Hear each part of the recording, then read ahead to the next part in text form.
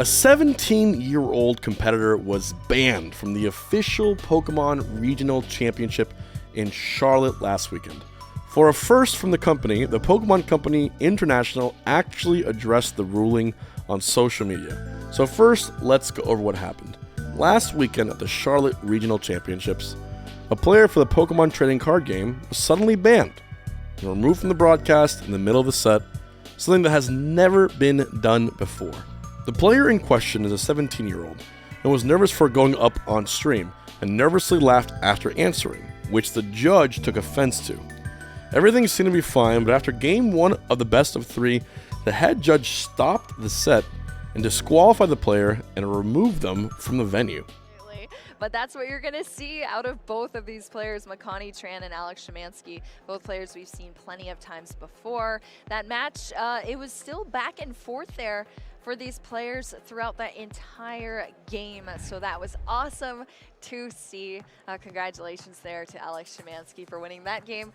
Well, we have to take a short break here. Of course, we will keep you updated and informed on what's coming up next for y'all, but we will see you very soon after this quick break.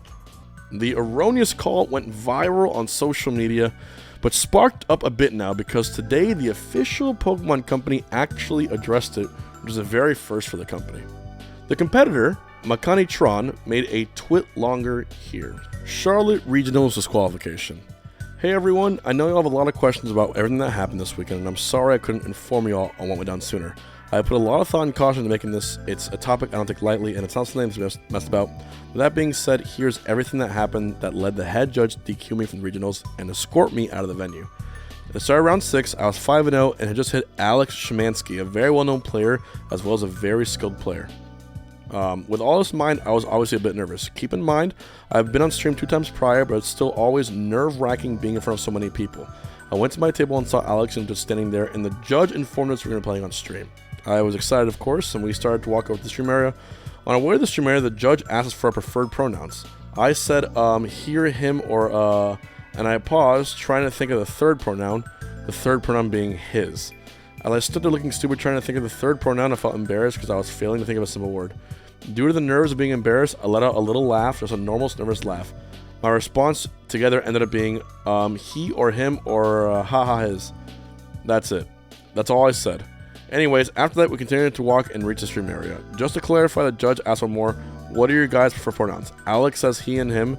Then I say, yeah, he and him. Haha.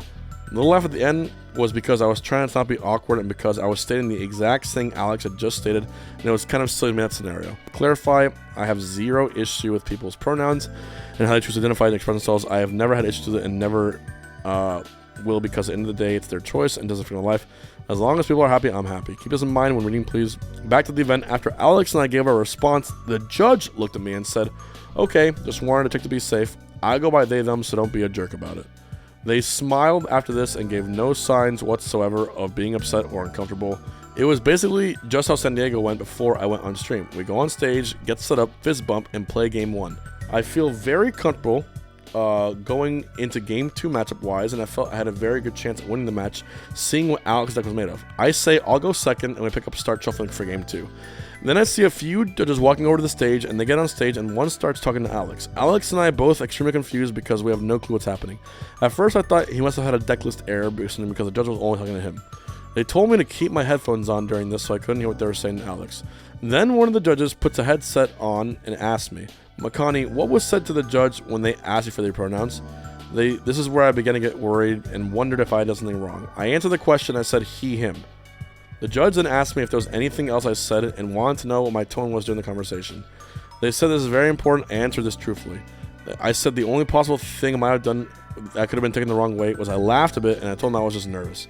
The judge then told me to walk off the stage and talk off stage.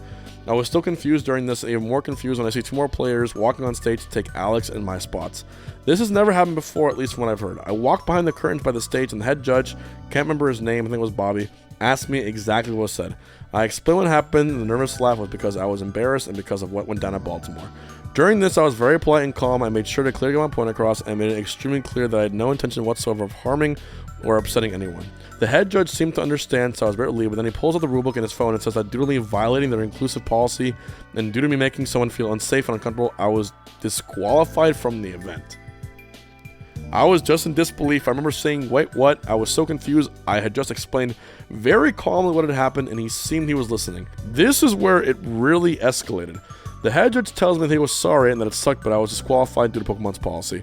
One last time, I asked if I can appeal, and there's anything I can do. I asked to talk to another judge, and the judge I had upset at all, but all my requests were refused. The head judge then tells me that it was already done, and they had disqualified me. I asked, so you've already disqualified me, even though I told you this happened? And he said, yes, I know this sucks for everyone involved, and I'm sorry we have to do this. I told the head judge I had spent $800 and took 2 flights to make it to this event, and I had missed school for this. I said, this is my whole life, I worked so hard to get to this point, and he had just taken it all away from me for no reason. He didn't care at all. He once again said that he was sorry, but there's nothing he can do about it. To make the situation even worse, he said I wasn't allowed in the venue even more. I'm sorry, I'm getting angry just reading this. I made me cry even more. I've never cried the way I cried that night. I told him I didn't even have service. I had no way to contact anyone, and I didn't even have to keep my hotel room that I would have had to walk to. He told me not to worry. He can call over one of my friends to help. I was so unbelievably frustrated and mad. Like, did he think this all made it better? He just disqualified me and stole everything from me for something he knew I never meant to do, and now it's all better. I signed the match and kept crying. The head judge leaves, and I hadn't talked to him since. I sat there for another good 10 minutes crying, waiting for my friends to come and meet me. Before I even finish this, guys, this is such... If this is the only side of the story, and this is it, this is some of the biggest bullshit I've ever read in my life. This is fucking stupid. Like... Clearly, I know there's 2 sides to every story.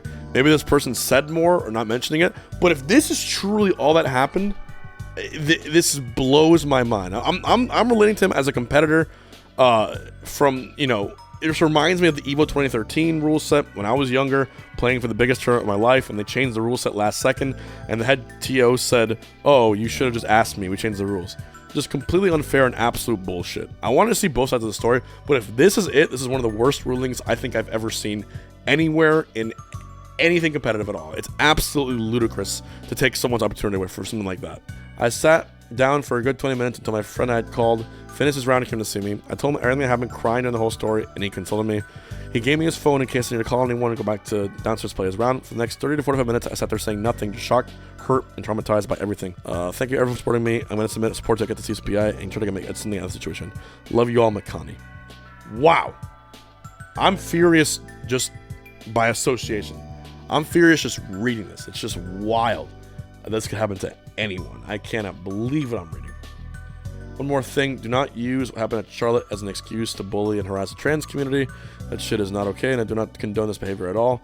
That's all I had to say for all support. I'm so happy right now. The player has remained incredibly mature throughout this process, especially for Bowling being 17 years old.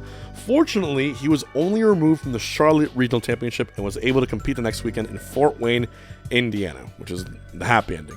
Many have been vocal in response to the tweet longer, except that no one is really 100% sure of the side of the story from everyone. Staff are not allowed to commentate on the ruling. But first, this first time everything happened, the Pokemon Company International, TPCI, issued a tweet recently, and this is why this became such a big deal. The Play Pokemon program is founded on the principles of mutual respect and creating a welcoming space for all players, professors, parents, staff, and spectators alike. In response to recent events, we're investigating the most effective ways to keep the community informed about significant changes and incidents concerning Play Pokemon activities. Our community and partners in upholding the integrity of this program and to provide our support, we recognize the importance of increasing transparency and evaluating our processes. We appreciate your patience as we work towards evolving our program policies and this partnership. In the spirit of this gaming community, we appreciate everyone continuing to support one another with honor and respect. Thank you. Which, you know, everyone's going to have their views on this. Some people are saying, remove the judge, do this and that. You know, they're calling sides. The fact that Play Pokemon, even though this message was kind of vague, responded to the issue shows that they understand something wasn't done the way it should have been done. If it was a cut and dry issue, they would have called it and that was it. But clearly there was more to be said and more to be seen here. So, I hope it works out for everyone. My view on it is, of course, respect is a very important thing. Being tolerant of people, their beliefs, their views, their identities, Very, very important in competitive spaces. But I also think not everything should be taken, in the worst way possible. Sometimes something like laughing because you're nervous can be taken as offensive, and you have to understand that not all actions that seem kind of like offensive might have the intent of being offensive, especially on a stage that big, or especially if you're a young kid and nervous. It's one thing to say a slur, something horrible. It's another thing to do something which might be seen as. Always follow things through. Always see both sides. You want to treat everyone with respect, and I think the judge deserved as much respect as the 17-year-old competitor did, putting everything on the line, putting away school, putting his money on the line to do what he loves the most. Anyways, let me know what you think in the comments below, and yeah, that's all for now.